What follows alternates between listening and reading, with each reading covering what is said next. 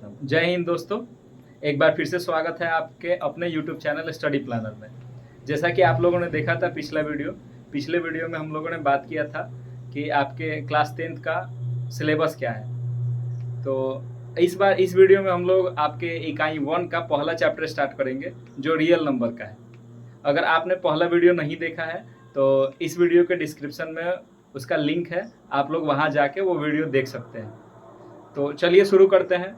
तो सबसे पहले हम लोग देखेंगे कि आपने क्लास 8 में और 9th में जो पढ़ा था नंबर्स के बारे में। बहुत सारे नंबर्स होते हैं, जैसे आपने पढ़ा होगा सम संख्या क्या होती है, विषम संख्या क्या होती है, और इसके अलावा आपने परिमेय और अपरिमेय संख्याओं के बारे में भी पढ़ा होगा। तो इस क्लासेस में आपको रियल नंबर पढ़ना है। तो रियल नंबर पढ़ने से पहले जो भी बेसिक नंबर्स हैं उनको जानना बहुत ज़रूरी है। तो चलिए देखते हैं और समझते हैं क्या होता है नंबर्स।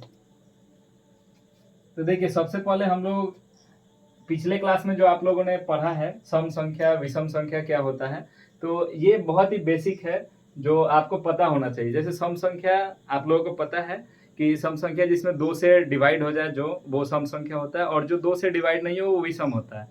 इस प्रकार आप लोगों ने भिन्न संख्या भी पढ़ा होगा, जैसे जो p/q के रूप में लिखा जाता है वो सब भिन्न संख्या होती है।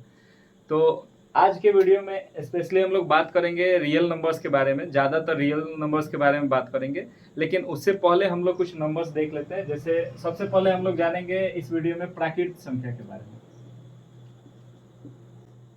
यानी प्राकृत यानी कि नेचुरल नंबर।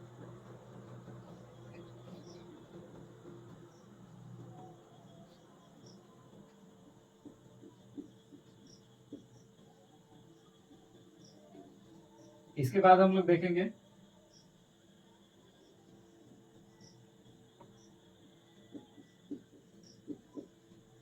परिमेय संख्या क्या होती है, या इससे पहले हम लोग पढ़ेंगे पूर्ण संख्या के बारे में। इसके बाद हम लोग फिर से देखेंगे पूर्णांक संख्या।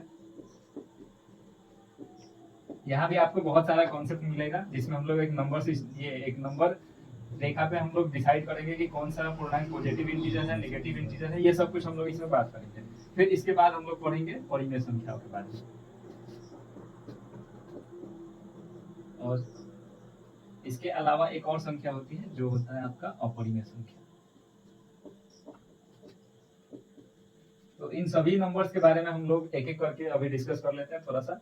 जैसे देखिए, प्राकृत संख्या जो होता है वो जो भी हम लोग गिनती में यूज करते हैं, जो भी काउंटिंग वाले नंबर्स हैं वो सब कौन से नंबर्स हैं? प्राकृत संख्या, यानी कि 1 2 3 4 5 या आगे जितने इन्फिनिटिव तक, ये सब क्या है आपका प्राकृत संख्या है। क्योंकि इसका यूज हम लोग किस में करते हैं? तो गिनती में करते हैं। तो गिनती वाले सारे नंबर्स क्या होते हैं? प्राकृत संख्या कहलाते हैं। इसके अलावा यदि प्राकृत संख्या में जीरो शामिल कर लिया जाए, जैसे अगर जीरो से स्टार्ट करते हैं, अगर हम 0 1 2 3, तो ये हो जाता है आपका पूर्ण संख्या। इसके अलावा पूर्णांक है, तो पूर्णांक और पूर्ण में सिर्फ थोड़ा सा का अंतर है। पूर्णांक में क्या है, हम लोग 0 से स्टार्ट करते हैं और प्लस के तरफ जाते हैं, लेकिन पूर्णांक संख्या में आप माइनस भी इंक्लूड करते हैं, जैसे प्लस का 1 2 3 4 5 6 या इसके आगे। तो पूर्णांक संख्याओं में क्या किया जाता है, सिर्फ 0 के बाद वाले पॉजिटिव इंटीजर तो है ही पूर्ण में, लेकिन इससे पहले हम लोग निगेटिव वाले नंबर्स को ऐड कर लेते हैं, तो ये बन जाता है आपका पूर्णांक संख्या। इसके बाद ये जितने सारे नंबर्स हैं, प्राकृत संख्या, पूर्ण संख्या, पूर्णांक संख्या, ये सभी परिमेय संख्या होती है। और परिमेय संख्या का कुछ और भी फॉर्मेट है, जैसे कोई मान लीजिए नंबर 5/3 हो, तो ये यहाँ डिसाइड करना पड़ता है कि ये तो ये किसी में भी नहीं आ रहा है, तो ये कौन सा नंबर है। या जैसे मान लीजिए कोई ऐसा नंबर आ गया 1/2 या √3 नंबर्स हैं जो p/q के रूप में आपको दिख रहा है, ये हो जाएगा आपका परिमेय संख्या। और इसके अलावा जो बच गया वो सारा हो जाएगा अपरिमेय संख्या। ठीक है। और देखेंगे हम लोग इसके बाद कि जो परिमेय और अपरिमेय संख्याओं के मिलने से जो संख्या बनती है वो होती है रियल नंबर, यानी कि सबसे लास्ट में हम लोग देखेंगे कि रियल नंबर क्या होता है। अगर रियल नंबर का बात किया जाए तो वो सारे नंबर्स जो इसमें लिखा हुआ है, इसके अलावा और भी बहुत सारे नंबर्स जो हम लोग अभी सोच नहीं पा रहे हैं, वो सारे नंबर्स क्या होंगे? रियल नंबर में आ जाएंगे। यानी परिमेय और अपरिमेय संख्याओं को मिलाने से जो संख्या बनती है वो होती है आपकी रियल नंबर। चलिए देखते हैं कि ये प्राकृत संख्या, पूर्ण संख्या और पूर्णांक संख्या क्या होती है। तो यहाँ जैसे कि आप देख पा रहे हैं कि गिनती की संख्या को प्राकृत संख्या कहा जाता है, यानी जो भी नंबर्स हम काउंटिंग में यूज करते हैं वो सारे नंबर्स कौन से हैं, प्राकृत संख्या। इसके बाद यहाँ आता है पूर्ण संख्या। पूर्ण संख्या यानी कि होल नंबर। होल नंबर देख, जैसा कि आप लोग देख पा रहे होंगे कि ये जो नंबर है वो एक चीज के बिना अधूरा है, यानी जीरो इसमें नहीं है। तो ऐसा मान सकते हैं हम कि इसमें अगर जीरो ले लिया जाए तो ये पूर्ण हो जाएगा, यानी जीरो के बिना ये जो था नंबर वो अपूर्ण था, लेकिन जैसे ही इसमें जीरो इंक्लूड कर लेंगे तो ये क्या हो जाएगा, अब पूर्ण हो जाएगा। तो इसलिए हम लोग यहाँ एक लॉजिक बना सकते हैं इसको याद करने का कि प्राकृत संख्या से पहले अगर जीरो शामिल कर लिया जाए तो ये पूर्ण हो जाएगा, यानी पूर्ण संख्या बन जाएगा। तो प्राकृत संख्या से पहले जीरो शामिल कर लेने पे ये कौन सा संख्या बन जाता है, पूर्ण संख्या। चलिए आगे देखते हैं पूर्णांक संख्या। साथ ही साथ एक चीज आप लोग और ये ध्यान में रखिएगा, प्राकृत संख्या का जो ग्रुप होता है उसको हम लोग n से सूचित करते हैं, यानी n से लिखा जाता है प्राकृत संख्या का ग्रुप को।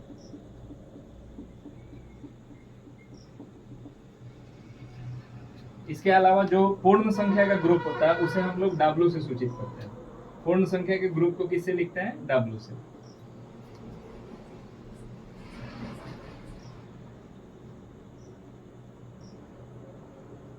इसी तरह से आगे हम लोग देखेंगे पूर्णांक संख्या क्या होती है। तो पूर्णांक संख्या में यानी कि पूर्ण संख्या में ये निगेटिव वाले नंबर शामिल कर लेंगे, या ऐसे हो सकता है ये कौन सी संख्या है, प्राकृत संख्या। इससे पहले हम लोग क्या लिए, जीरो लिए, तो ये पूर्ण हो गया। अब इससे पहले माइनस वाले नंबर्स भी अगर इंक्लूड कर लेते हैं तो ये हो जाता है आपका पूर्णांक संख्या। तो पूर्णांक संख्या का जो ग्रुप है इसे सूचित किया जाता है आई या फिर जेड से।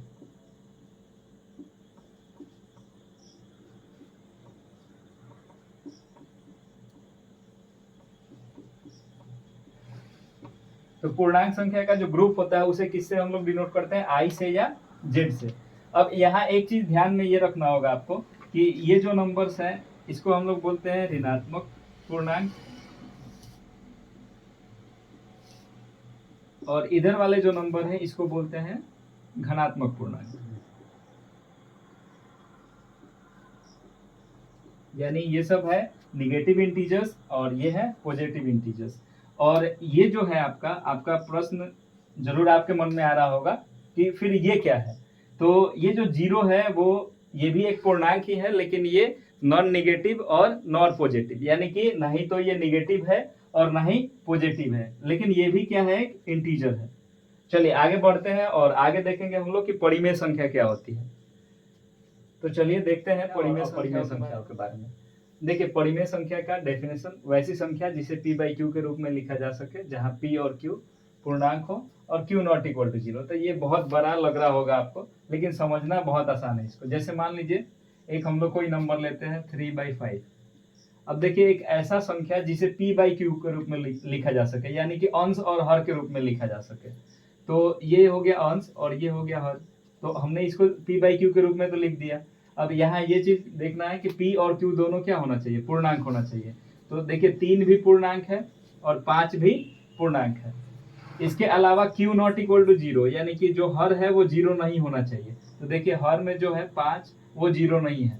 तो इस तरह की जितनी संख्याएं हैं वो क्या कहलाती हैं, आपके परिमेय संख्या है। जैसे यहाँ देख सकते हैं 1/2, एक भी पूर्णांक है, ये भी पूर्णांक है। इसके अलावा यहाँ देख सकते हैं जैसे 6, तो आप सोच रहे होंगे कि 6 के बट्टा में 1 लिखे या नहीं लिखे कोई फर्क नहीं पड़ता है, तो 6 भी एक पूर्णांक संख्या है और ये एक परिमेय संख्या भी है, क्योंकि इसके बट्टा में हम लोग 1 लगा सकते हैं और 1 ये 0 के बराबर नहीं भी है, तो यहाँ से हम लोग देख सकते हैं कि ये एक परिमेय संख्या है। अब देखिए इसके बट्टा में 0 क्यों नहीं होना चाहिए, सबसे बड़ा प्रश्न ये होता है कि परिमेय संख्याओं के बट्टे में 0 क्यों नहीं होना चाहिए। तो देखिए यहाँ पे जैसे अगर मान लीजिए हम 3/0 लिखते हैं तो ये आ जाएगा इन्फिनिटिव, जो कि एक परिमेय संख्या नहीं है, ये अपरिभाषित संख्या है और जिसे हम लोग परिमेय संख्या बोल ही नहीं सकते हैं। आगे देखते हैं अपरिमेय संख्या। तो देखिए जनरली बात यह है कि जो संख्या परिमेय नहीं है वो अपरिमेय संख्या होगी।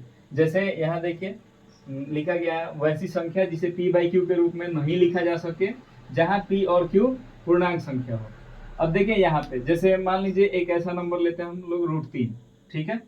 तो √3 जो नंबर है ये एक पूर्णांक संख्या नहीं है, इसे हम लोग लिख सकते हैं p बाई क्यू के रूप में, p और q के रूप में हम लोग लिख सकते हैं। लेकिन यहाँ देख रहे हैं आप कि ये पूर्णांक नहीं है, ये तो पूर्णांक है लेकिन ये क्या है, पूर्णांक है ही नहीं, तो ये एक क्या हो जाएगा, परिमेय संख्या नहीं होगा। तो परिमेय नहीं है तो फिर ये कौन सी संख्या होगी, अपरिमेय संख्या होगी।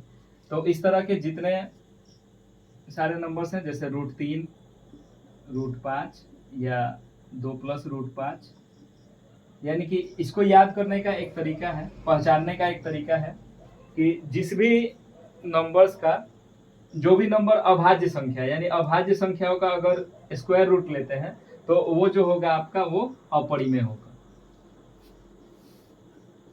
याद रखिएगा, किसी भी अभाज्य संख्या का जो स्क्वायर रूट होता है यानी इसका वर्गमूल निकल ही नहीं सकता है, तो ये संख्याएं क्या हो जाएगी आपकी, अपरिमेय संख्या। देखिए दो और बहुत इंपॉर्टेंट नंबर्स हैं जो समझना आपको बहुत जरूरी है। देखिए एक होता है प्राइम नंबर यानी कि अभाज्य संख्या, और एक को प्राइम नंबर यानी सह अभाज्य संख्या। तो ये दोनों में बहुत कंफ्यूजन होता है स्टूडेंट लोगों को। तो यहाँ देखिए समझिए, पहले ध्यान से समझना होगा। प्राइम नंबर यानी कि अभाज्य संख्या, तो वे सारी संख्याएं जो स्वयं और एक के अलावा किसी दूसरी संख्या से विभाजित नहीं हो, यानी कि वे सारी संख्याएं जो स्वयं और एक के अलावा किसी दूसरी संख्या से विभाजित नहीं हो। जैसे 3, इसके अलावा 2 और 5 ले सकते हैं, 7, ये सब ऐसे नंबर्स हैं जो या तो खुद से कटेगा और नहीं तो 1 से कटेगा, या अपने आप से और नहीं तो 1 से कटेगा। तो इन सारे नंबर्स को हम लोग नाम देते हैं अभाज्य संख्या, यानी कि इसमें दूसरे नंबर से भाग ही नहीं लगेगा। तो ये सारे नंबर्स कौन से नंबर्स हैं, अभाज्य संख्या। अब देखिए यहाँ जो सह अभाज्य संख्या है तो इसमें लोग कंफ्यूज हो जाते हैं बार बार। तो यहाँ देखना ये होगा आपको, जैसे देखिए हम लोग 2 नंबर लेते हैं,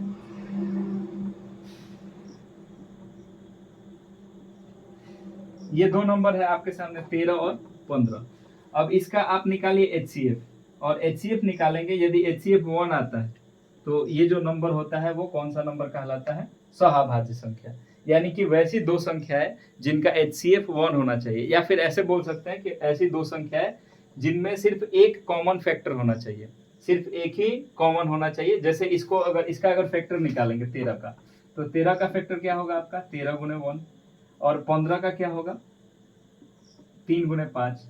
आप देख सकते हैं इसमें कि इसमें कोई कॉमन नहीं है, लेकिन यहाँ एक लिख के हम लोग ये जैसे 3 × 5 15 हो गया, 1 से गुना करेंगे तो फिर वही आएगा। तो इसमें सिर्फ क्या आ रहा है कॉमन, 1 आ रहा है कॉमन, यानी कि इसका जो HCF है वो क्या है, 1 है। तो जिस 2 नंबर्स का HCF 1 आता है वो कहलाता है आपका सहअभाज्य संख्या। तो ये बहुत ही इंपॉर्टेंट है, ये आपको पता होना चाहिए। इसके अलावा जैसे आपको पता होना चाहिए पॉजिटिव इंटीजर्स और नेगेटिव इंटीजर्स, ये बहुत ज़्यादा इंपॉर्टेंट है, ये आपको हमेशा ध्यान में रखना होगा। तो चलिए अब जो जैसा कि हम लोगों का सिलेबस में है, रियल नंबर से स्टार्ट किया गया है, तो अब हम लोग जानते हैं कि रियल नंबर क्या होता है। तो जैसा कि आप लोगों ने देखा, इससे पहले प्राकृत संख्या, पूर्ण संख्या, पूर्णांक और परिमेय और अपरिमेय संख्या, इसके अलावा भाज्य संख्या, अभाज्य संख्या, सहभाज्य संख्या, ये सब आप लोगों ने देखा। इसके अलावा अब हम लोग समझते हैं कि रियल नंबर क्या होता है। तो वैसे तो इसका डेफिनेशन बहुत सिंपल होता है, जितने सारे नंबर रियल हैं वो सब रियल नंबर कहलाते हैं, यानी कि जो वास्तव में है नंबर वो रियल नंबर कहलाते हैं। तो यहाँ पे हम लोग देख सकते हैं कि परिमेय और अपरिमेय संख्याओं के समूह को वास्तविक संख्या कहा जाता है। अब देखिए कोई, जैसे अगर कोई संख्या प्राकृत है, पूर्ण है, पूर्णांक है, तो वो सब किस में आ जाएगा, परिमेय संख्या में आ जाएगा। इसके अलावा जो बच गया, जैसे मान लीजिए कोई परिमेय संख्या नहीं है तो वो अपरिमेय हो सकता है, और अगर परिमेय अपरिमेय सबको मिला दिया जाए तो वो बन जाता है वास्तविक संख्या। तो यानी कि जैसे मान लीजिए आपको ले लिया जाए √3/2, इसके अलावा मान लीजिए 5, 6 या -3, -8, 0, ये सब किस में आ जाएगा आपका, ये देखिए ये अपरिमेय है। तो अपरिमेय हो चाहे परिमेय हो, ये दोनों का कॉम्बिनेशन जो होता है वो कहलाता है रियल नंबर। तो ये अपरिमेय है, ये भी रियल नंबर होगा, ये भी एक अपरिमेय संख्या, ये भी रियल होगा, ये परिमेय संख्या है, परिमेय संख्या है, ये भी परिमेय है। वैसे ये सब जो नंबर हैं वो पूर्णांक में भी आते हैं, ये 5 नंबर जो है वो पूर्णांक में भी आते हैं, लेकिन ये परिमेय भी इनको हम लोग कह सकते हैं।